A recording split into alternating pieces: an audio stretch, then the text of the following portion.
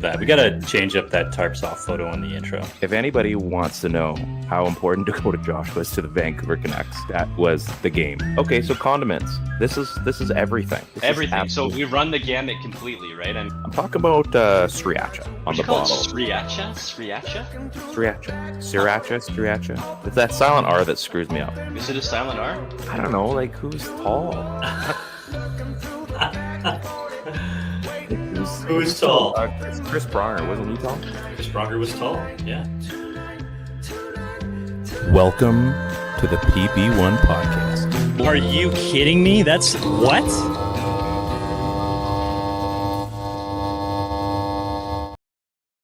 Six. If I had the sound card, that's what it would have done just now. I thought you did. You not say that you did the updates for your sound card, and now it doesn't work still? I use the same little whatchamacallit SD card that I use for my GoPro, and I had to format it, so I think I have to reformat it so that the sound. So I got to buy another SD card. Folks, if you'd like to subscribe to our show and maybe even float us a few dollars, buy our t-shirts so that I can buy another freaking SD card so that the show sounds decent. I'd appreciate it. Official PP1 Podcast at gmail.com. That'd be great. Thank you. E-transfers are welcome. There you go. Well done. Welcome to the PP1 Podcast on the Hockey Podcast Network. Brought to you in concert with DraftKings Sportsbook, Raycon, and Game Time. I'll get into some ad reads a little bit later on the podcast version of this show. Promo code THPN. Did a new overlay, as you can see. But we're going to talk some hockey today. I got my boy Ted with me. Ted, obviously, this is the obligatory how's it going part of the podcast where I would say, how's it going? You know, every podcast like, hey, how's it going? Can we, before I let you talk for the rest of the show, can we get rid of like these pleasantries of, hey, how's it going? Does anyone care? Not really. I remember talking to, like, I went into a convenience store, I think it was, or no, it was like a McDonald's or something like that.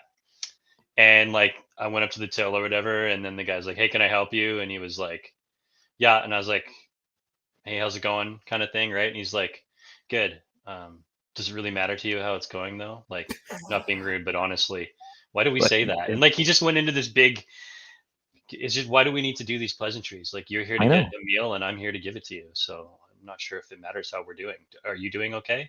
If you said nice or good, I mean, I'm not sure that it would matter. And I was just like, whoa, like this is kind of, but not really. Like, it's very to the point. He's kind of on point. He's like, yeah, my girlfriend just broke up with me. Like, whatever, man. What do you want to eat? He was like so calm. He's like I'm doing fine, but does it really matter? Like, do you honestly really care? In the moment where you kind of like, I kind of respect that. Yeah. So I was like, okay, fair, man. I got you.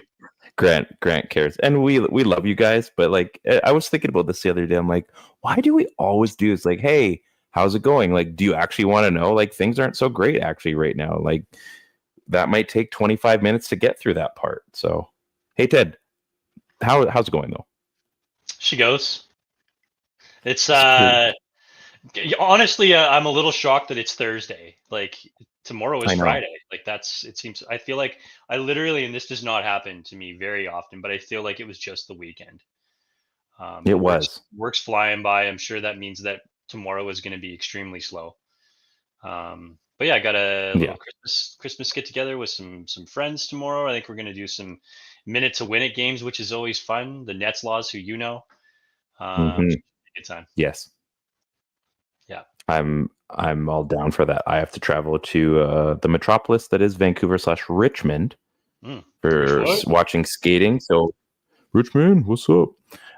So I will be meeting up, hopefully, briefly with Grant to drop off a T-shirt. I told him I might have to throw it out the window as we're driving down Highway 1, but we'll try to make that work for him tomorrow. There's a very good chance I'll be meeting with Ryan Schapp, he of Pucks on Net fame. And then if Rash can make it, Rash, if you guys listen to the show, that's a funny joke and actually how you'd say his name. But I'm going to say Rash because he can't call me on it today. So yeah, hopefully hook up with those guys, or at the very least Ryan, and have a beer or coffee this weekend. Nice to all see them if I'm in town. And then just watch people skate in a circle for the next 2.5 days. So, that's how I'll be doing. I should also let everybody know before we started this show, ate dinner a little bit late. I've got ginger beef and scalloped potatoes rumbling around in my body. So here's the thing. I could leave the show at any second, and I tried to get that taken care of. So. What is that combination? Like ginger beef, I love. Scalloped potatoes, I love. Would never have thought to pair the two. There's supposed to be a salad also. We were running quick on time tonight, so it's not bad. I just kind of just start scooping in there like it's food. Like I'm an animal. It's food. I really don't care. I was watching the football game, which was your Browns one. That was incredible. Yeah. Like if you watch the highlights on that show, I'm assuming you saw the rest of the game. If you watch the highlights from that show, it went from green grass to snowball. It looked like a snow globe. Did you see the play? So Jameis scores on the bit of a broken play, gets himself into the end zone, looks for sure like he's going to get sacked, somehow gets out of it. Obviously, the snow is helping with all of this. Gets upended as he's heading into the end zone, smashes his back of the head on the ground. And a big piece goes flying off his helmet. At this point, he's already taken the visor off because he can't see a damn thing, right? And then the very next play, turns out that it was actually like his earpiece so that he could hear the play from the sideline. Didn't have that luxury. It was actually dangling in his face as he threw like an absolute strike to David Njoku, which was just great. But yeah, man. I mean, a little bit like Flacco. It was just really fun to watch last year. Just this, they're very similar quarterbacks, right? They just sling the ball. They're going to throw a lot of picks. They're going to throw a lot of TDs. This was just a TD game. It's crazy stuff. It was appointment viewing if you happen to watch it. Great. Like I said, catch the highlights, everybody. Like I said, it goes from a nice fall evening to literally the snowiest day of the year in the matter of an hour and a half. It was incredible. Highlights were incredible. Again, if you see it, you'll know what Ted's talking about when famous Jameis goes into the end zone. And stats were incredible. So it's the first time that they've won back-to-back games in the regular season versus the Steelers since 1999-2000. Wasn't that when Tim Couch was still the quarterback? Maybe. It would have been Couch or like Garcia or something like that. Dude, that's messed up. So I want to get to this question from Grant. Wow. I know. It wasn't in the CFL back then. It's Calgary Stampeders still. So Grant is saying, I was just playing a mobile game, Bubble Witch Saga 3. Is that like Bubble Bobble or Bust the Move? I'm hoping I'm shocked that there's 2 more Bubble Witches before this one. That's crazy to me. Bubble Witch Saga 3. What mobile games do you guys play? And more pressing. Yeah, I don't know. I'm going to have to just Google it just to find out. What mobile games do you think each Canuck plays? So let's answer us first. So I know, Ted, you're bubble bursting. Yeah, like it's contagious. Bust the Move 2, if you've ever played, or Bubble Bobble on the NES. Those are all, similar, but good games. Ted, what are you playing? Any mobile games on your phone, or are you like all business now? No, so I have less time for mobile games than I used to. But I do play with like this is going to sound super lame. So I play Risk. That's what I play. I grew up with my dad and my brothers and my sister, and we would constantly play Risk against each other. And a lot of times my dad was so good at it that we would all have to like form alliances to get my dad out, or else he'd ultimately just win every single time. So when this Risk game came out as like a mobile app, I downloaded it, kind of got into it, started inviting my brothers and stuff to play. So now we play every once in a while, we'll play against each other, Risk, and I just like to play on my own for a little bit. And you can play online against people. It's kind of fun. So it's a strange. I love that. But Risk, we should play. No way. Yeah. I'm not very good at it, but yeah, I'm up for it. Okay, let's do it. You can continue it. It can probably continue for a couple days, I'm assuming, like every time you log in, I'm guessing. Well, sometimes they'll do like a time limit, right? You can take time limit off. Okay. It's between moves, right? But sometimes they'll do a time limit on it where you get like, 4 minutes to complete your run, whatever it is you're going to do. But yeah, it's good stuff. I like that. I blame my mother-in-law for this. I used to play, like, there was a slots game through Vegas, like through what's it called? M Life. So MGM, and you could like earn points. But I haven't been to Vegas in a few years for work, so I kind of stopped playing that, even though I have like 2 million points I need to use for stuff. So I've kind of left that game alone for a while because it just ate me up. Then I tried Wordle, and I gave that up 2 years ago because it ruined my life. It was something I felt I had to do every day. So now I blame my mother-in-law and my wife for this. I am addicted to Candy Crush. I am on level 72 something. My mother-in-law just got past 10,000. She had a couple year head start on me. So unless I hack into her like phone or something, probably not going to happen. So I get a text like, I think it was a week and a half ago, and she sends me a screenshot of 10,000. I slow clapped for her. So it's every time they're in town, like, it's very quiet around 9:30 at night in our house. We'll all be sitting there, and I look over, and she's like, "Oh, shoot!" Or she'll say something like, "She's like, you just go on a run, and then you just can't beat a level." I'm like, "Yeah, I haven't lost in the last 30 levels, so I know exactly what that's like." So Candy Crush would be my thing for now. I did a run on Angry Birds about 10 years ago, and then as soon as I beat it, I'm like, I don't even ever want to see this stupid game again, and I deleted it. It was done and over with. So, Grant says on here that he's a big Wordle guy. Like, I didn't even think Wordle when I think of mobile games. I always think the ones like you have to download. But yeah, going to the Times and finishing off the Times stuff with the crossword and Wordle, and yeah, those are all fun games. I like to do them. We do them with our my coworkers and stuff. We'll get together for lunch and that kind of stuff. It's good stuff, good time. Yeah, Wordle was fun. Don't get me wrong. It's just it became a chore. It became something I had to do, and I felt like I was too addicted to it. Plus, I had Candy Crush. Plus, honestly, it got to the point I'm like, I got the podcast. So isn't that podcasting for you? It was podcasting.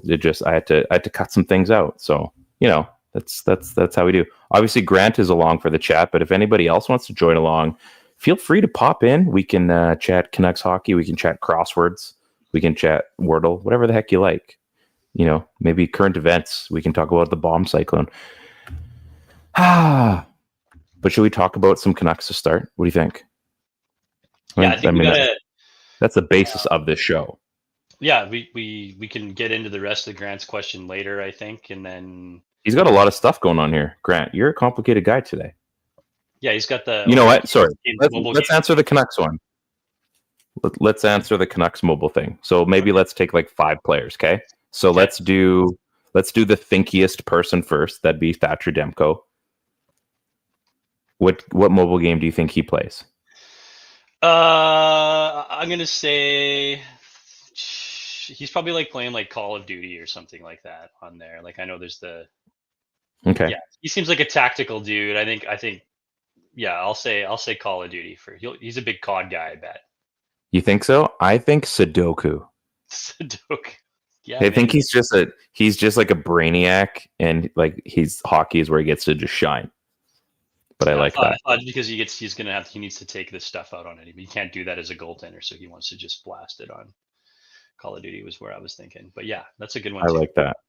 Okay, so next one, let's go to JT Miller. What do you think JT Miller plays? Now this is mobile games, not what he plays at home, like not video games. I mean like the mobile Call of Duty is what I was thinking. But maybe he's an older guy. I'm gonna say like Pokemon Go. I bet you he. Interesting. Yeah, I bet you he's walking around his neighborhood. He's walking around playing Pokemon Go. He's checking out fountains with his kid. And he's like, just get away from me for a little bit. I got to make sure that I bag this Dragonite. Interesting. It'd be the least suspecting guy. Interesting. You know what? I mean, with the kids and everything, I wouldn't be surprised if that kind of pulled out. I would say, you know what? I bet he's like an MLB guy. Probably. Like he probably has like a home run derby challenge on his phone. Just like Yeah. There's a game, and I can't remember. It's on my old iPad. It's like like flick it golf or something. So you're just like you like hit the golf ball and then you try to like backspin it like into He's the a hole dad. and He get like could be points. playing that. Yeah. Yeah. And he's So, like he's like a scratch golfer too, right? So it wouldn't surprise me. Brock Boeser. Brock is just like, he's such a current guy. He's a handsome dude. I think It's probably audiobooks. he's not like super young, but he's also not like one of the old dudes. I bet you he's like still current, trying to stay with it like the young guys do. He's probably playing something like Genshin Impact or something like that. I know my kids are into that game. I bet you he's like a Genshin guy. Interesting. What's that one? You know, do you ever see like the ads where it's like you're shooting against all these guys, and like the more power ups you get, the more guys you get. It's like a kind of like a temple run kind of game, but like shooting. Have you seen those? Yeah. I think he'd be that kind of guy. Although temple run's a good second. Those are always fun. My kids play like what's the one? It's like you're like skateboarding or something, or you like, it starts off you like tag some like subway car, and then the cops are seeing you and you're on a skateboard.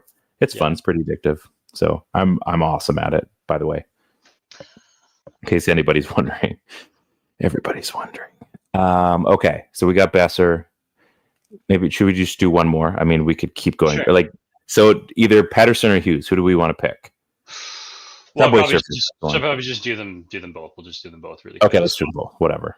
So let's start with Pettersson. So I bet you Pettersson and Hughes are they're gathering guys up. They're getting people to download the app so that they can all play it. They're team guys. They wear letters. They want to make sure that everyone's included. They're probably all playing Among Us every. Oh, so they're finding out. Interesting. Can you imagine like if they just bust out like sus on the bench there? Yeah. I think that's pretty good. They're all playing Fortnite. They're just playing Among Us now because they don't want to get caught, right? They don't want to get in trouble with that kind of stuff. Yeah. See, I was gonna go like Fortnite or Call of Duty on one of those because I think, but I do like your approach, the Among Us thing. I've never played Among Us. Is it fun? The kids play it all the time. Have you played it? My kids played it. I've never played it. I didn't understand what it was doing. I must reiterate, my kids play it. Have you played it? Let me tell you again, my kids play it. I understand what you're supposed to do. I get the concept, but there's no like, you're just supposed to like hide yourself and go around and sort of make murders, but not be caught. It's like a little mini murder mystery. Man, you guys don't even play DOS games, and it shows. MS-DOS prompt, good stuff. Dude, you guys don't even freaking freeware. You guys don't even remember. Just the absolute beauty. They always put out DeBrusque, yes. That's good. That's amazing. It's like the embargo on DeBrusque, right? Like they always get him to come out and play, and they always just vote him out no matter what. DeBrusque is gone. Regardless. He's the killer. He's the first one out. I love it. Grant, that's a great question. Great question. So let's continue talking about they love it. Let's talk about Canucks. Brock Boeser is on the road trip. Things didn't quite end up the way they wanted to against the Rangers. It was kind of a sus ending to their homestand, if you will. Fun game, though. But Brock Boeser is back, and it sounds like he may be in the lineup on the weekend. And I think we should all be excited. I think they're in Ottawa on Saturday. That'll be a good time. And Georgi might even be at that game. I'm excited to see Brock back because it's really showing what this team looks like when they start losing their goal scorers. Like JT Miller as the energy, like uber energy guy. And he's been out. Who knows how long he'll be out. But to see Brock out as well. The team's FU. Yeah, exactly. Thank you, Rick Tocchet. We appreciate that. There's just, you can see as good as this team is, and they're a pretty good hockey team right now. As good as they are, though, you can sure tell when those trigger men are gone, when those guys kind of like they're kind of the intersection players. Like you have to go through these guys to be successful, and they're missing them. And I think adding Brock is obviously going to be a huge addition. I think just having another guy that can shoot the puck, and he's obviously been willing to get dirty this season and last. So yeah, I like the fact that Brock is going to be back on this road trip. Yeah, like they need him. And So you obviously talked about the fact that Brock is such an important player to this team when it comes to just goal scoring side of things, right? I mean, we don't have Miller. I mean, we need Brock is going to be playing alongside Pettersson, we think, in this scenario. But I don't think we can really take into account just how pivotal and important a player he is, just to have the play continue to flow through him, like how good he is on the walls, how solid of a player he is at both ends of the ice. Like obviously we have wingers on this team that can get those things done. We've got good defensive wingers, take Kiefer Sherwood, for example. We've got guys that are good and strong on the wall. I think DeBrusk is a guy that falls into that category, or Dakota Joshua, right? But there's very few wingers on this team that can do all of those things, can score, can be good on the wall, are good defensively. And yeah, we feel like Joshua is a bunch of those things, right? But he's not got his game all the way back yet. We can't be leaning on that guy to be doing those things. So it's important for him to come back. It's important for him to hit the ground running as he comes back.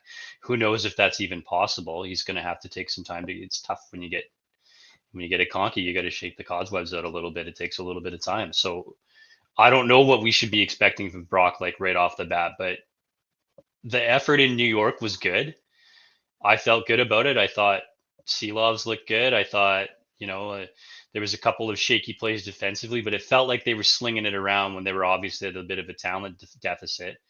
Garland still doing his thing, Herculean effort. Obviously that always happens. You can pretty much put it in the bank. Oh yeah. Guys can score if it's the birth of a baby, right? So he did. You either about to have one, or you just he's part of the club now, so he's probably gonna have a massive game on Saturday. Yeah, and I think like this game even more just cemented how important a guy like Sherwood is going to be to this team when all the pieces are back and he can play a bit of a complementary role, right? Because it's very clear that he's got 10 points already. He's got 5 goals. He's on pace for, what is that? Just above 20. Really, really nice player. And he's just an absolute dog, right? What I'm a little bit concerned about, and I think we're getting to that point now where it's an issue, is when is Jake DeBrusk going to break out and start to become an impact player for this team?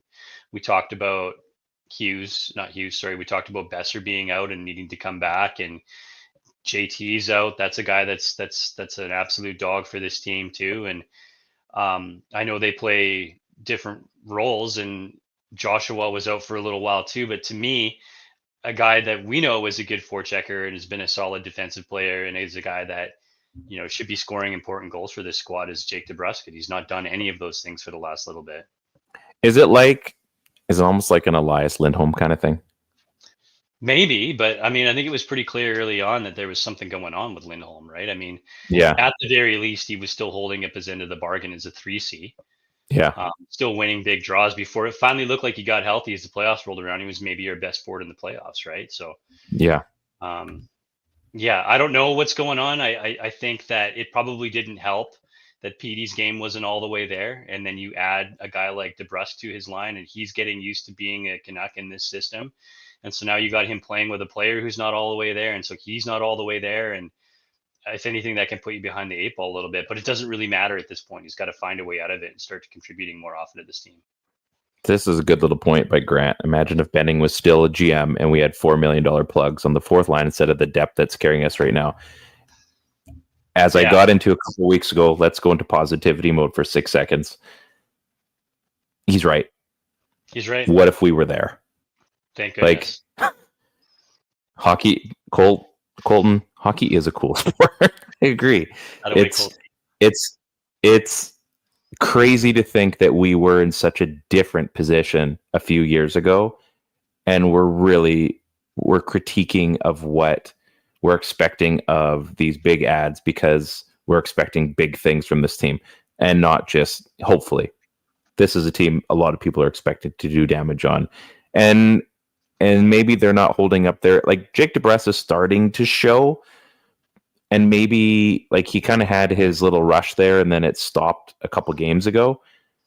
I mean, I do hope that he's going to be, the opposite of streaky. I hate those types of things where a guy will go on runs and then And he's you been just streaky in his career, so yeah. It's a little frustrating in that part, I guess. But I mean, I guess it's okay if we're talking about somebody like Nikita Zadorov potentially coming back to Vancouver. Like you said, hockey's a cool sport. It's a pretty wild. No, but it's a pretty wild sport when this comes up, when it actually gets to the mainstream, when it isn't just like hearsay and, the Canucks underground. Like this, Elliot Friedman brought it up, when he says, I wonder if there's an appetite. Like, okay, when Elliot says something like that, there's probably a scratch of truth there. There's probably a question like, have you seen the that's crazy responses that come up? Like people are like, I don't want to say that, and it's just that I've heard rumblings around the league, and I'm not insinuating. It's just that there's a good chance that, and it just goes on for like an entire paragraph. But I was talking to Colton the other day about the possible Pettersson trade, right? I mean, which would be hilarious also because we just corner the market in Petterssons. That's one thing. But like, can this team really have like yet another left-handed defender? And I was thinking about how difficult that would be to manage, but somehow they found a way to make that work with Zadorov last year, right? So, I think having Cole and Zadorov in this lineup obviously was quite different than what it's like now. So, yeah, they're going to have to do something. It's going to be difficult to trade for a right-handed defender, and there's not a whole ton out there. And obviously those are going to command a super high draft pick or a top end prospect. And like, who on earth wants to pay that? So they're going to have to get creative in how they do it. Probably similar how they got Zadorov last year. Something's going to come up. It's going to be based on a relationship that Rutherford has with the other GM. And it's going to be almost like a favorite got there first, make it work kind of trade. Yeah, it's going to be, I mean, realistic. It's probably going to be Pittsburgh, but I mean, Rutherford was in Carolina though, too, was he not? Like, who would be? What am I looking for? Daily Face-Off. No, what's the website I'm going to? Cap Friendly doesn't exist anymore. What's Puckpedia? Is that the one now? Yeah. So let's go to. I just want to check out. Where's the teams button? Let's go to Carolina, and that's the other one that obviously. I mean, I don't know what kind of relationship he currently has with Carolina. Makes me sound dumb that I don't know this, but I mean, is there a world where Carolina is willing to move? I mean, who do they got? Orlov, Jacob Slavin, Brent Burns, the guy that we talked about during free agency who never got there. Obviously, he should have just never been let go to begin with, but whatever. That's where we are. That's another thing. Yeah. Yeah, but I don't think that. So maybe chat. Matheson is a guy that people have talked about. I think you're right. It's probably going to be somebody that they know, but I mean that is only so limited too. So I had asked this on another podcast about like when are the Canucks going to make a trade, and I think we're getting into Alvin Rutherford territory where it's going to be soon. I think around. I wouldn't be surprised if it's in the next week, just based on like American Thanksgiving and road trips and all that. It'd be kind of nice to bring a guy back from a road trip and get a homestand out of somebody. But this Canucks team is going to need something because we don't know how long Miller's going to be gone for. I can't imagine, like, based on what has been said, like a mental reset or whatever that looks like. I mean, he is a big boy, and I think he'll probably just need to figure out like what he just needs to reevaluate his. Not his worth. What I'm looking for? We just have no idea what it is with him, so we can't even. There's no. Yeah. Like indefinitely, isn't there's nothing you can attach to it for an indefinitely. It could be gone for half the season. Like we don't really know. Yeah. Nobody can really say anything because it's not something that they want to share, obviously, with what's going on. But we know it's not a couple of things, right? We know it's not a substance abuse. We know it's not a. A drug thing, right? So, I mean, right. There's a number of reasons and things that would be, and I don't really want to speculate, but you kind of just have to give him his space, and that's it, right? Yeah, but at the same time, so I mean, business does have to carry on, and that's fine. Like, let Miller do his thing. but there's still a hockey team that is currently playing, and Demko potentially coming back sometime soon. Hopefully, it would be nice to see him. I mean, do you think he even gets a start in like Abbotsford or something just to get some games under him, like a game under him, like not even just like no? You just think they throw him into the lineup? Yeah. I just don't know if you want to send a guy like Demko down to the farm and then some idiot rear AHLer. Yeah, you're probably right. So it's just interesting. There's a bunch of things up in the air based on how this team is playing. They can win without some of these guys, but you can only band-aid these things for so long. So it would be great to have Demko back. I mean, I think he's traveling with the team as well, so that is promising. We just need to see, like, what is this team starting to look like before, like, this is the first big hurdle, right? Like American Thanksgiving, that's where you kind of decide where you fit. And I think the Canucks fit really good. I was going over some stats before the show today. They're 12th in the NHL in PK and power play. Not too bad at all. They're at 20%, I think, on the power play and in the 80s or something for PK. So as much as we think this team is kind of, it has its holes, they're right in the mix of it. So it would be nice to see, like, what does the new version of this team look like compared to last season when they were just dummying the league at this point. Yeah, I mean, there's the last time that Demko was out, it was a slow comeback, right? I mean, it didn't look good. That was a really bad season, right? I mean, he's definitely the kind of guy that can use a full runway of preparation and time to get his game right and dialed in and doing the correct things. And it's possible that he could just come in and hit the ground running and just be Demko of old, but we feel like that's going to take some time for him to catch up, right? And if that happens and he catches up quickly, I mean, this version of the team is better than the version of the team that he was Demkoing other teams on a nightly basis, covering up all sorts of mistakes. So it's very rare that one person could step into the lineup and really just help them bail water and get this thing figured out until help arrives. And he's one of those rare players that, if all cylinders are firing, can do that. Yeah. Not to mention there's Lankinen, who would probably fall back into a more complementary role. Even he's struggled of late, right? I think he's had to, because he's had to become the starter, which is probably not his exact role right now. And I don't think he would have been asked to be the starter in Nashville either. That's pretty sure why you got Saros back there. So it's an issue, but I mean, these aren't terrible things to be worried about right now. Like, they're treading water at the very worst. Other than that, like, Pettersson is, I want to get into that. Pettersson's coming back into form. Like, how great does he look right now? PD looks good. I think we said it last time we were on the pod. It was like, he looks like he's arrived. He is now back. Like, I don't think you can, and I said this last week, I don't think you can signal something as like, yep, that's the date he's arrived. I think that he just starts to look like his old self, and he just keeps ascending past that point, right? And I think that's the mode I feel like they're in right now. So all you fantasy hockey players out there right now, if you can go out and get PD at a discount, now's the time to do it.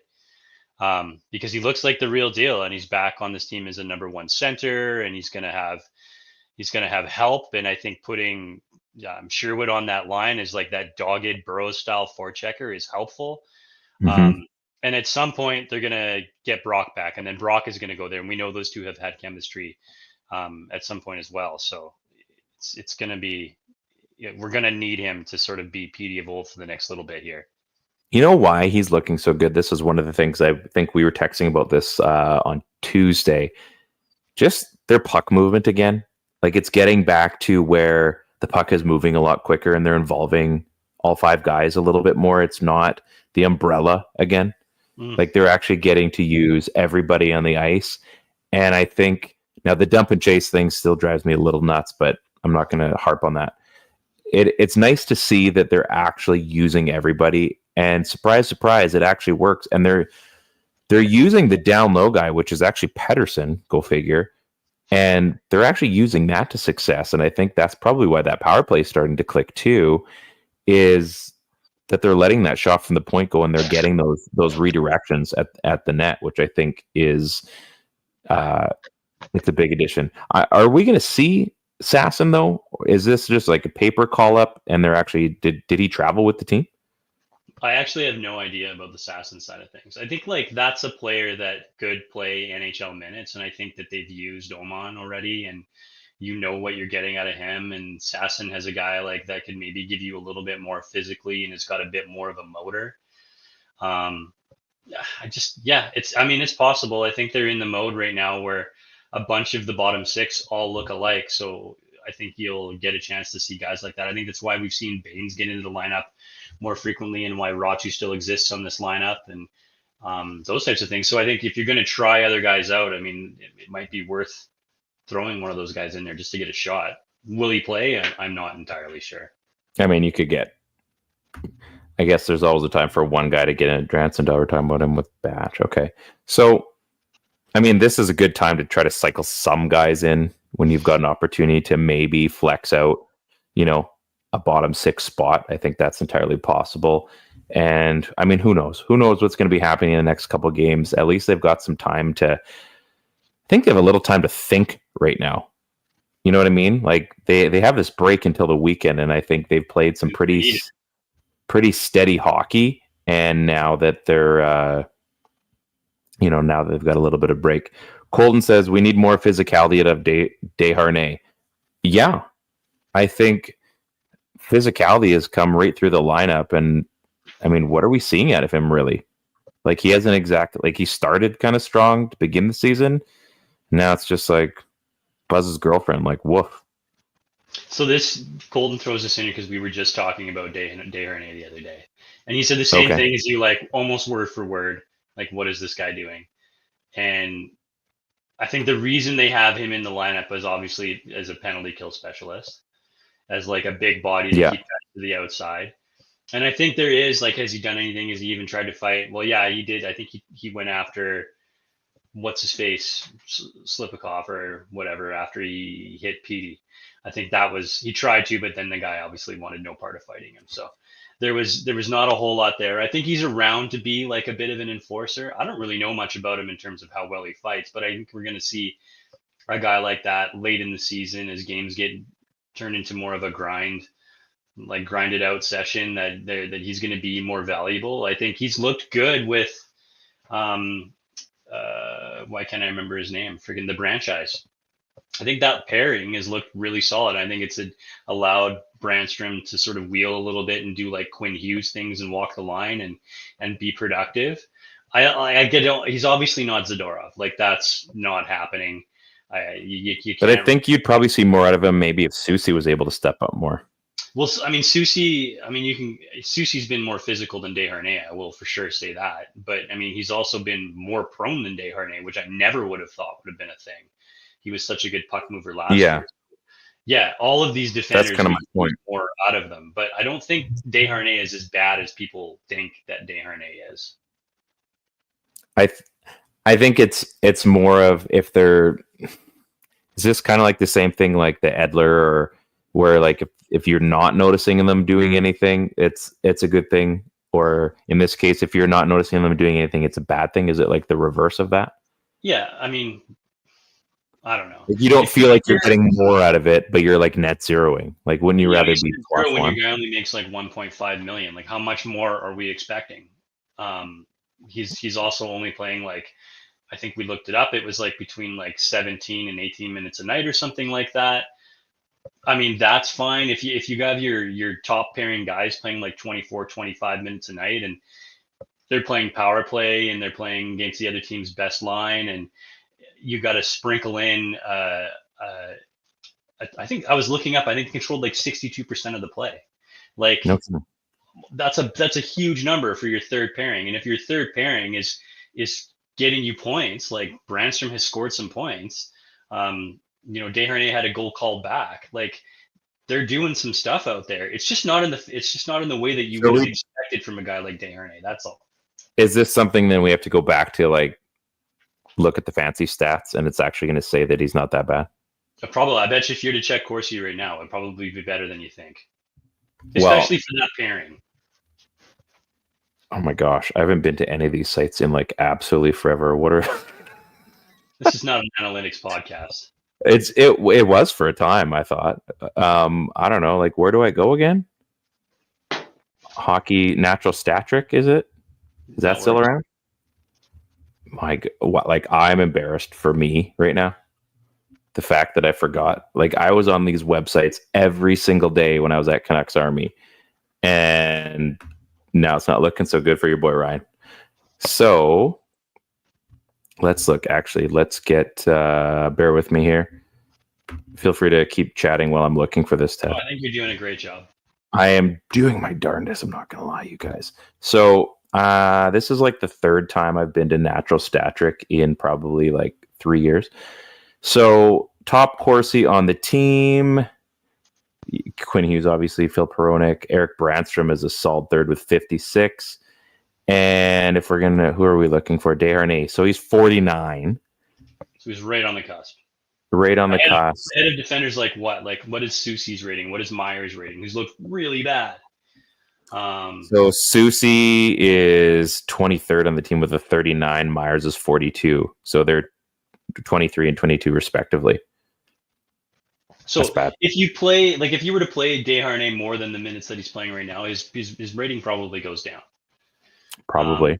But it probably means that Myers and Soucy are playing more of it like a third pair rating and struggling to roll, but Brandstrom and Desharnais are playing higher than their third pair rating or their expected rating. But they're probably not this though either. So get this though. So expected goals for percentage, which is kind of the other big stat, right? Desharnais 8th on the team with a 56-39. So as far as him being on the ice, as far as like goal expectations, that's a stat that is probably a little bit more telling as well.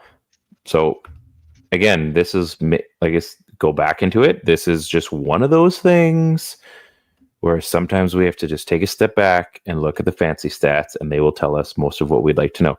That being said, I just wanted to, I always love looking at PDO every now and then just to figure out what's going on. So Phil Peronic leads the Canucks right now with a 104, basically 104.2. Kiefer Sherwood with a 104.1. Yeah, it is what it is. Connor Garland's basically batting 100, so he's exactly where he's supposed to be. And the one, Noah Juleson, Atu Ratu, and Lekara Mackey and Baines are kind of all tied at the bottom there at like the low 9s. So I mean, this is interesting. So we could almost expect a little bit more from some of these guys to be coming up soon to balance themselves out. So maybe things are okay. Maybe things are just fine. They're missing maybe they're missing JT Miller and Brock Boeser and Thatcher Demko. Maybe that's it. Maybe we're okay. Maybe we're good. Wow. Now. So I'm just going to edit this in. Folks, we've been talking for a long time, and we're a little bit further than we like to be. But let's get to some ads from DraftKings, Raycon, and Game Time. Here we go. Okay, so now you heard me talk for a little bit. We're back to the show. We are going to do fun things now. We're going to do fun things. Ted brought the fun a couple weeks back as we were getting rolling into this. We are doing the Reddit thing, or we're going to do Remember the Name? It's up to you, man. Let's do Remember the Name, because that one we can figure out. So how this goes, and it's going to be super interesting, we will name 2 random players for the other person, and your goal as the person naming them, as the person getting these names, is to give as much information as you feel you can about that player. So I need to be challenged. So Ted, who is my first guy that you would like me to talk about? I want you to talk about. This is gonna be tough. I'm scared. How about Max Lapierre? Okay. How much time do you got?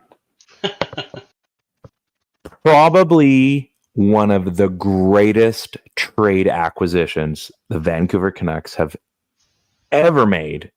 And it's actually a shame that somehow he wasn't able to stay with this organization long term. I think is he like coaching or GMing or doing some kind of? I don't know. He was playing in Berlin up until like a couple of years ago. I think he's got a podcast, but it's all French. He should have a podcast. Like the dude can yap like nobody's business. He was one of the most key acquisitions on that 2011 run, and to see the energy, to see his grit, like he was like Burrows 2.0. But he brought a different version of what Burrows did at the center position. He scored big goals. He was an absolute mover and a shaker, energy guy. Teammates loved him. The fans loved him. And he hung around for, I think he was here for a few seasons after, was he not? Like, how long was Lapierre a Canuck? I'm going to go look here. He played in Vancouver for parts of 3 seasons. So they got him for late in 2010, 2011 for 19 games. Played a full season in 2011, 2012. That was another President's Trophy style year. Good times in that one. Yeah, and then another half season in 2012, 2013. He was an absolute fixture too in Montreal while he was playing there. Do you remember why they made the trade to get him? They needed. I don't remember the exact reasoning but I would love for you to fill me in on this. They were loading up for the playoffs and they went out and got Lapierre. And yeah, I mean, Grant's isn't here. Wild eyes. I just remember that psychopath smile, like freak out, yelling at guys, just like looking like he's losing his absolute mind. And you could never tell what he was saying. And he had that sort of shitty, patchy beard, and he just looked like a screw loose psycho. But he took over as the third line center when Manny Malhotra went out. That's right. Yes. His team would have been absolutely sunk without his services in that spot. Because he himself was a solid defensive center and a face-off guy, and maybe wasn't a true number 3, but was more of like a really high-end number 4. And then being thrust into that role, he wasn't out of place. But yeah, having him in for that run was pretty key, and he was a pretty important player for that bottom 6 role and a bit of a shift disturber. And on the same day, they picked up Chris Higgins, which is unreal. Like, that Mr. Abs himself, like an absolute unit. One of the greatest trade acquisitions, I think you said. I mean, in terms of like playoff pickups, I think Chris Higgins probably passes him. They're probably, those are like, I would say those two guys are probably neck and neck for what they brought. No, I'm saying at what they both brought, like those were both guys, like soon as they were traded, you're like, that's exactly what they needed. Like those exact things. And it worked out. He was a beauty for sure. It worked out almost flawlessly. Pretty good. Okay. I'm going to find one for you here. Derek Roy. Yeah, I mean, I can't remember how exactly we got Derek Roy. I want to say that he came from like St. Louis or something like that. He might even sign him as like a free agent. But I remember Derek Roy being like a really good hockey player, especially with his time in Buffalo. And then thinking that was going to be a quality signing for us or a quality player to have. And he just never really amounted to anything.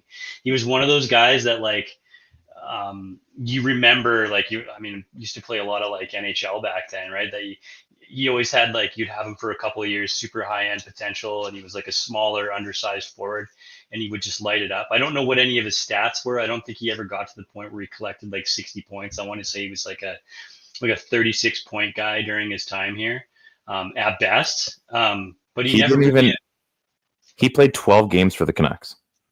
Yeah. So, but the 36 point guy, like in that season, right? Like, oh no, he didn't even get to 30 that season. There you go. So like, I think a guy that we had high hopes for, but it was another one of those. Was that a Benning era trade as well? No, that was still Gillis. So I know Gillis went through a little bit of a thing too, where they were sort of like drafting older forwards. Alexander Millette comes to mind. In their 20-year-old seasons who they were trying to go against analytics for a little bit there.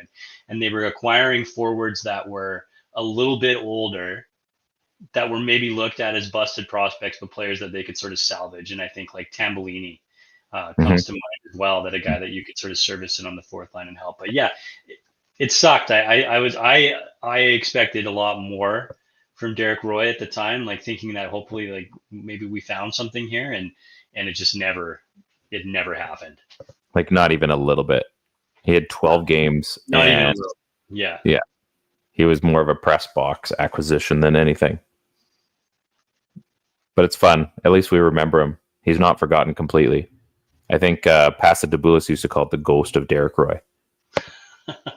Yeah, there you go. He's just kind of floating around the rafters. Gotta love it. Okay, who do you got for me? I am gonna go with. I'll say. I'm frightened. Artem Chubarov. Artem Chubarov. Okay, Chuby. So he's an interesting one because I think a lot of other people know a lot more about Chuby than I do. So I'm not the greatest guy to get into the whole Chubarov thing. Played a ton with your Vancouver Canucks. He was up and down with the Moose, but did a lot of overseas. Like it looks like he basically left the Canucks after 2004, which was kind of the good times. And look that stuff up to see what you can. Pardon me, cheater. I thought we were allowed to look stuff up. No I have to. I don't have it.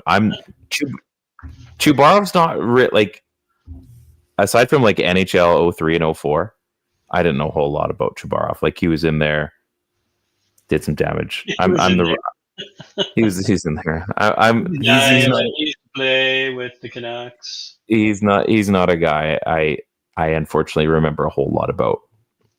I remember.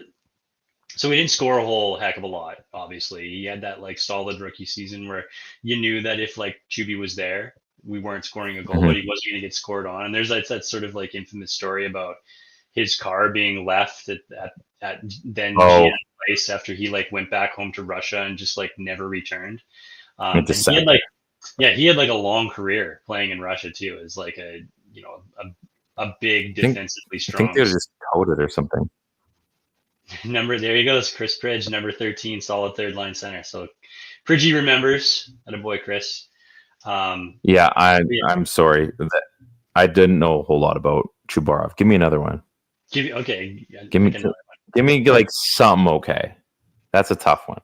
Some okay. Okay, how about Bob Essenza? Bob Essenza, backup Bob. So Bob Essenza, I believe, was around the kind of the crossover, the Felix Potvin kind of era, was he not? Like right in the Dan Kluche, kind of like right in that little mix before things really got going.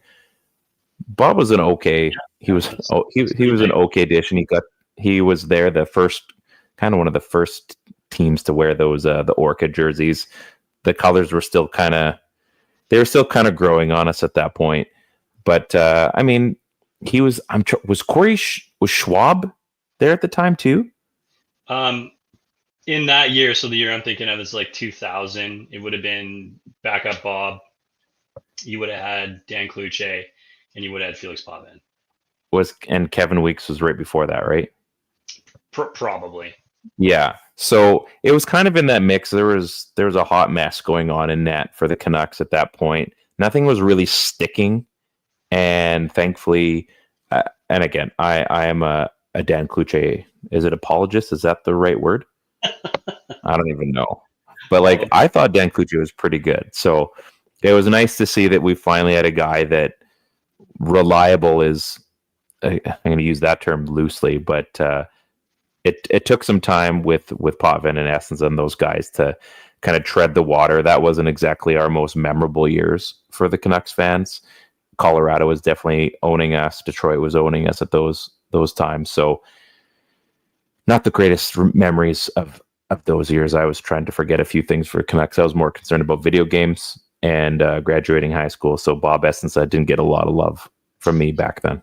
He was he played 39 games that year, the most of any Canuck, and went 18-12.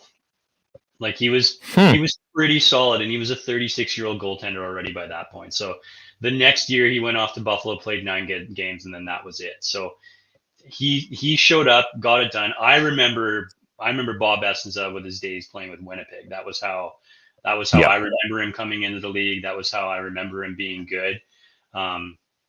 So he sort of like reignited his career again for like one last gaff at it. But yeah, I mean, he was fun to watch, right? All the backup Bob stuff, the sideshow Bob. Obviously, the Simpsons thing was the rad reference back then. But it was pretty fun times. It was fun watching, again, one of the small guys get it done, right? Because goalies are just giants now. But those were different times back then. Oh, there's some good ones in here. There's a lot of fun stories that played for this.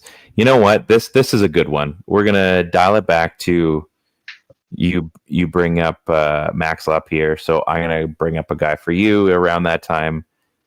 They called him Mr. Glass, Tanner Glass. Yeah, Mr. Glass, Tanner Glass. He was like the Jeopardy king, wasn't he, or something like that? Yeah, he's pretty bright guy. I remember him. Like, what a fine Tanner Glass was. He actually came in and sort of solidified that fourth line, I believe it was. Like, he was a heavier forward, probably skated around at like 212 or something like that. I want to say he was like 6'1", 212. He had I remember he had that sort of mullety thing with like the spiked hair up front, and he was the guy that you could see get into like a little tilly, and he'd fight and he'd hit and he'd do a little bit of everything and chime in with some offense. But he was like a pretty important player for us for a couple of years because he made it so you didn't have to worry about what was going to be on that fourth line. But yeah, great team guy. Like I part of that playoff run, the mattress line. Yeah. 2 twins and a king, right? But yeah, it was like a really fun player. And for a guy that played so far down the lineup, like had a pretty incredible amount of fanfare. Like I remember there being Tanner Glass t-shirts, like the ladies loved Tanner Glass. Like there was all sorts of lore about him, obviously being like a Jeopardy guy. And he was like, he'd sort of wear those big sweaters with like the big collar and stuff. But yeah, he was a character. And I think like this market craves characters. And for the time that he was with this squad, he was one of them. Love it. Yeah. Love it. Okay. We're going to get into Reddit. Yeah, sure. Let's do it. Let's do Reddit. Let's do some lists. Let's do some stuff. I don't know what you got. What are we at now? Yeah. So again, this is off of our Canucks. I can never say this guy's name properly, but maybe we'll post it on the episode. But we went through overrated, underrated, best, worst, most potential, wasted, most potential, realized, best defender, best goalie, and now we're on fastest skater. Okay. Fastest skater. Well, that's easy. It's Tyler Myers. The chaos giraffe. He's went into the rig. No, come on now. Let's be serious. It's Pavel Bure. There isn't another option. Pavel Bure is one of the fastest players ever to play hockey at any level. Clearly, the NHL. He still was getting it done late in his career. Pavel Bure is going to come up a few times, probably on this list. But yeah, it's Pavel Bure, with a bullet, with a rocket. With a rocket. Yeah, pretty hard. With a rocket. Pretty hard to argue with that, but did Maximus Afinogenov ever play for the Canucks? Just in video games? I wish. Such a good player in NHL hits. Mason Raymond always comes to mind, but you're only fast if you can stay on your feet. So that's just get across the blue line. Yeah. He'll trip on the blue line. The correct answer to this is probably actually Brett Hedican. I would like to know who was actually faster just in a not in a straight line, just like a one and done around the rink. But I mean, I actually just don't know, because I know both those guys skated in all-star skills competitions. I know both their times were clocked. But just like the Olympics, the world record is the fastest clock time on the official stage. But what did some of these guys run at like team events, team skills comp? And I'm sure the data's out there, but aside from being an amazingly fast skater, powerful skater, Brett Hedican, because he was a big dude too. He was like just an absolutely amazing. I think he married like Michelle Kwan or something like that. So could you imagine with their kids? Like Christy Yamaguchi. Yamaguchi? Sure. He was a bigger skater, right? Yeah. So he wasn't even the best skater in his house. No. Wasn't that crazy? Like, dude, are his kids good skaters? I would like to know that. I don't know. Well, they're probably grown. They didn't play hockey, but probably not. They play chess or something. So actually, they're probably full-grown adults now, like us. So yeah. So curious what the actual answer is. Watching one player eyeball test, it's Burry, hands down. But is that like the Dave Dickinson thing where he just looks like he's running fast comparatively, but there's other guys that are fast? I don't know. Just little legs, little legs moving. I mean, was McGillney fast? McGillney just scored a lot, but maybe he was more smooth, right? Like smooth as fast. Brandon Reed, maybe. Brandon Reed was pretty fast. Reeder was fast, but was Brandon Reed fast, or was Brandon Reed a fast skater that was just really short? Ronald's Cannons, he was fast. Ronald's Cannons bomb, yeah. Yeah, Cannons bomb. So obviously the opposite is who's the slowest Canuck? Is that the other one? Who is the slowest Canuck? Oof. That's a difficult question. We've had some really, I mean, it probably has to come down to a defenseman, I would assume, because there's been some really slow ones. Who is the guy that would be like the last guy to back check because he just couldn't ever get there? Cliff Ronning was fast. I feel like, just like the intro, like who's tall, who's slow?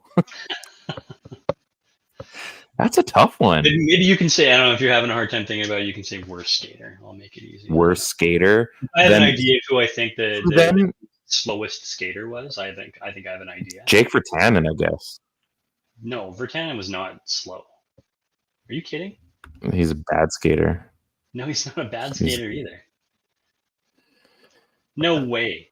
Virtanen has got to be like, on the squads that he played on, he had to be like one of the top like 2 or 3 skaters. Probably had one of the top 2 or 3 right. Just hard shots.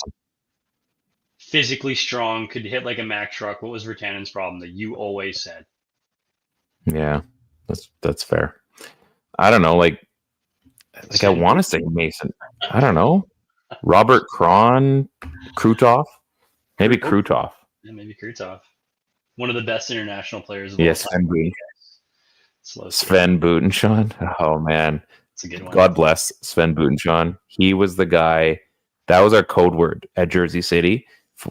We had Jimmy Ray and I had this thing. If there was like a customer or like one of the mall latch people that would come to just like try to flirt with you or something, and you're like, I want nothing to do with this certain person. We would bring up like, oh yeah, like, hey, remember about Sven Butenschon? And you would like, that would be your transition to go to the back room, and you would just like, it just ended it. And it like, we just had this, it was like the funniest thing. Sven Butenschon, man, he saved us from many awkward times with people. Thank you, Sven. Thank you, Sven, for all the work that you didn't know you did. So yeah, I don't know. Krutov, I guess. Slow-footed Merzen.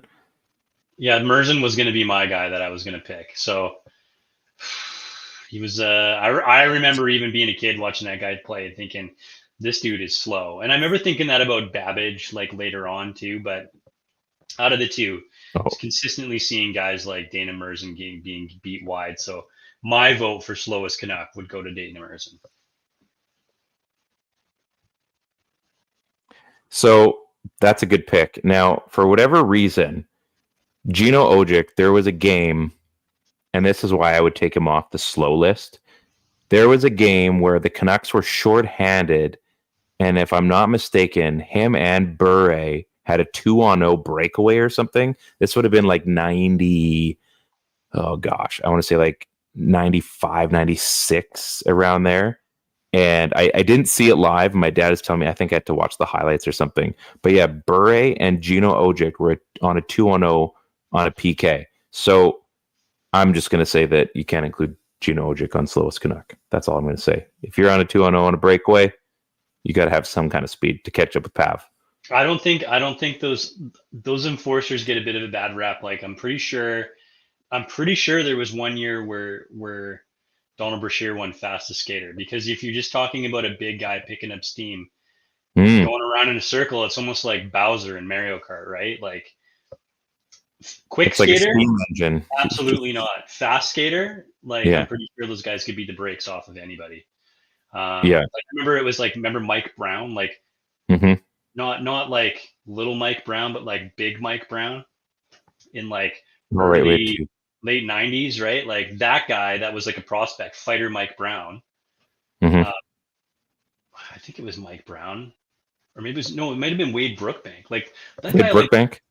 won like the AHL speed skating competition, and I think he finished like second in hardest shot. Like those guys have the physical tools. They're just not good hockey players. Yeah. Well, I mean, the bar's pretty high, so Lots of stuff in there. There was an argument. Some players and bets when Gino Ojic beat Dana Merzen in a timed event. One cynic suggested that they use an hourglass rather than a stopwatch to clock. that's great. That came from a 1992 article, which is pretty funny. They're just getting warmed up for that 94 run. That's probably why. Yeah. Witt asked, think we'll get Demmer back early January. I think he'll be back before then. I think we could see him in the next like week or so. The next 7 days, like within the next 2-3 games, I think. And Grant's got a good point here too. Would love to talk about craziest things you've seen live at a Canucks game, like moments you were at the rink for. Now, I was blessed with being at a bunch of games during the runs of 2010, 2011. Well, not runs, but just the good Canucks teams that we got to see, the most recent versions. But so I got to see a lot of games. So yeah, there was some pretty cool stuff in there. That's a good idea. Maybe we'll save that for like next week or the week after. Love it. Because I think that'll be mostly you, which is great. I'm all for it. I want to hear it. Most crazy thing I've seen at a Canucks game. I haven't seen anything at a Canucks. I haven't even seen a win at a Canucks game, and I've been to like a decent amount of them too. So crazy thing I will see will be a win one day. It happens. Actually, I've seen a fair amount of losses too, so it is nice to see a win. Although I did see them play San Jose. That was the Sedin's retirement year, and it was like the first game in a while where they end up losing 3-2, but it was the first exciting game in like 2 months. It was a Hockey Night in Canada game, and took Addison. It was her first Canucks game, which was super cool. And we're lower bowl. We had won tickets from 1040 and everything. It was awesome. Spent the day at with Sakaris and Price. Good time. And yeah, the game ended up being absolutely bonkers. They lost the tight one, and we're walking back to the hotel. I'm like, that was the most fun I've had watching a Canucks game in like months, and they lost. So yeah, there's some good stuff. I've seen Bure hat tricks. I've seen Dan Cloutier do some cool, or not Dan Cloutier, Roberto Luongo. Definitely seen some cool stuff. Your record is 12-2 to start your live. Holy crap. That's what? Oh wow. What did we miss here? AI says, according to NHL Edge Stats, Andrei Kuzmenko is one of the slowest skaters in the league, with his top burst of speed hitting 32.4 kilometers, which is below the league average speed of 35. So Andrei Kuzmenko apparently slow. And everybody wants him traded out of Calgary. Wow. It's almost like they got that one right. Oh, see you later, Joe. Okay. So do we have one more on this? Or are we sticking with we actually got two more. So okay. Most clutch.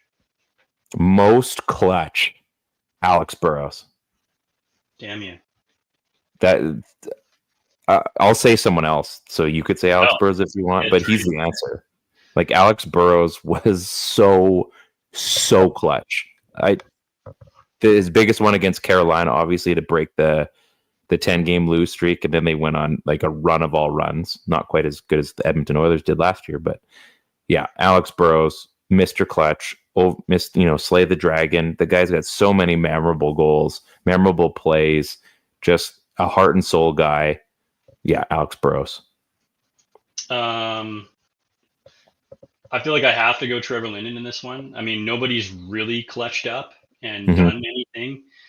Witt, Nazi included, scored a lot of big goals, never scored the goal that we needed to get us over the hump. The closest we've been is the final. And Linden did about everything a guy could damn well do to get us that cup win. Maybe post even away from a hat trick in Game 7. Yeah, post away. So, damn Nathan Lafayette. Almost there, like on a Herculean effort on his behalf when even guys like Bure weren't scoring because they were just absolutely shut down and stifled by then prime Esa Tikkanen. So if there was a clutch player, and I believe so more than Alex Burrows, it's going to be Trevor Linden. And I think that's why he's so revered still in this market. Yeah, from just being the great leader that he was. Yeah, Juice. I wouldn't say Juice is clutch. He just had he had a good goal. I mean, that was a good goal. Give him that. It wasn't a good goal. No, it wasn't. No, he had it was a terrible goal, but it was the clutch goal. That's what it was. It's a good goal in the sense that it was good that they went to the Stanley Cup final after that goal. Miller, so Grant brings up a good point. Miller and Boeser are starting to creep into most clutch conversation. Yeah, if this team does anything, then those are the guys, and I think he was probably going to have to add to that list too. Could come out as most clutch. And I think one player maybe we're forgetting is that if the Canucks do somehow win that game in the Sedin years and knock off Boston, and Lou puts the game of all games together, would Roberto Luongo count as the most clutch? He would have been Conn Smythe of that season had they won the Stanley Cup. It's so crazy because he was clutch at the same time where he was part of the reason that a lot of that went the way it did too. Like he was the reason they went both ways almost. But he wins the Conn Smythe if he wins. Yeah, 100%. Yeah, he becomes the franchise's most clutch player because A, he won. B, he won. Yeah. B, he won the Conn Smythe. Kind of like how Fleury made that save against Lidstrom to win the cup the first time. Yeah, like just clutch save. I mean, and did it. He came up clutch with Canada as well. What's the opposite of clutch? What's the word I'm looking for? Let me just bring this up here because we're gonna make sure I'm right. So would it be automatic because it go from clutch standard to automatic? The opposite. Of this is like it's not an opposite thing. It's just worst coach. Oh, worst coach. Worst coach. You might as well say it this time. Mike Keenan. Yeah. So it's not Rickley. We're gonna both go with that. It's Mike Keenan. I mean, there's varying degrees of hate for Mike Keenan, and actually I could even change this and do who is his worst coach in this time here, because it might not be Keenan based on the fact that we needed him to dismantle the team, but the worst coach during his time here who actually spent the time to put in this time coaching would be John Tortorella. Yeah, Witt just brought that up. He didn't even live in this city. And he collected a paycheck. We basically traded him. Although that game against Calgary was awesome. Damn, that was fun to watch. I do appreciate some Tortorella hot-headedness from time to time, but it's almost like he put in maximum effort to get the team everything they possibly could to win in every market except for Vancouver. But he did challenge what that team was. Like he did bring up, like he's like, I don't know if we have, like he was kind of the beginning. I mean, it was almost like the precursor of what we were about to see. Like he brought it up vocally, and Benning just kept doubling down on what the wrong version of. So I don't know. Yeah. You can't say that he was a bad coach overall because he's won Stanley Cups, but he was a bad coach. Yeah, and he did put in Eddie Lack instead of Roberto Luongo in the indoor game. And then Witt, I'm going to challenge you here on this one. Keenan sucks and is a terrible human, but had good seasons. So had good seasons everywhere but Vancouver. So in Vancouver, he was 21 and 30 and 15 and 24. Willie Desjardins was an interesting choice too. Real good. Yeah. I mean, yeah. The real good scale. That's the reason I became a writer for a while. Really did suck too. Yeah. These are, man, you forget how bad things were multiple times. I didn't see Fleury tonight. I heard something, I think, during the football game. It sounded like it was pretty bad. Oh, well, he's got Stanley Cups. He's okay. Did you have a worse coach? Oh, man, like that list is... I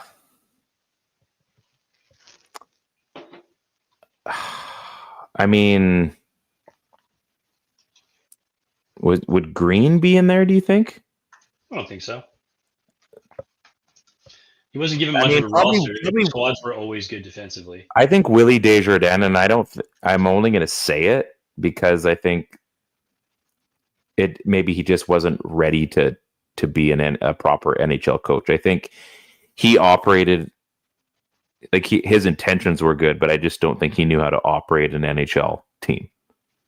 And unfortunately, it showed over and over and over. So he got some things out, but I think he ran it too much like a junior team. And his style just didn't mesh with an NHL roster. So I don't know. I'll just say Willie. Willie. Yeah. I like to check this thing, but Google AI says that it's Keenan. Worst Canucks history, known for his temper, played mind games with his players, which he was pretty awful. They saw it as bullying. He was pretty awful. Talking about former Canucks defenseman called him the absolute worst coach he'd ever seen. So there's no. But you know what's crazy though? Like you hear, had only 10 points as a head coach in 84-85, so that's a bad season. You know what's crazy? Like if you listen to the West Coast Express podcast that Scott Ridgell did, and the things that like we've all said about like Messier and about Keenan, and what guys like Naslin and Bertuzzi and some of them said about him, it's really, really interesting to hear different words than what we've all seen on the outside. Yeah, some players just love and revered playing for that guy, right? Like, which is like, it just seems crazy to think, but 15th winningest coach all time. Yeah, he did all right. Yeah. He also was the reason the Canucks lost also twice. Stanley Cup in 94 and never getting to one when he was here. It's fair. So worst coach.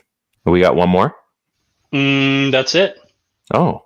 That's it for today. 4 of them. Whew. That was a tough one. Not the slowest clutch coach.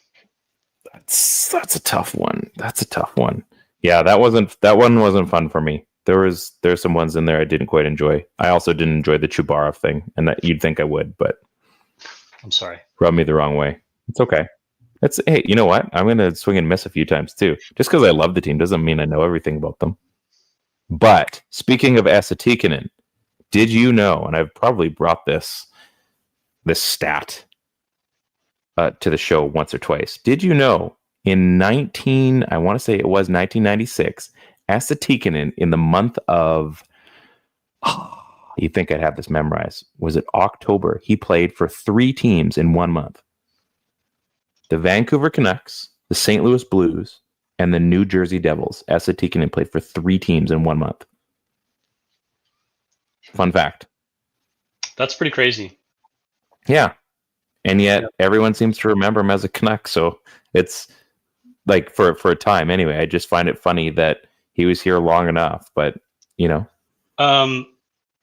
So Witt's got a question in here, and it's most hated enemy team. We can answer it now, but it is one that's on the list to ask later. So it's up to you on that one. No, we're gonna save it. Okay.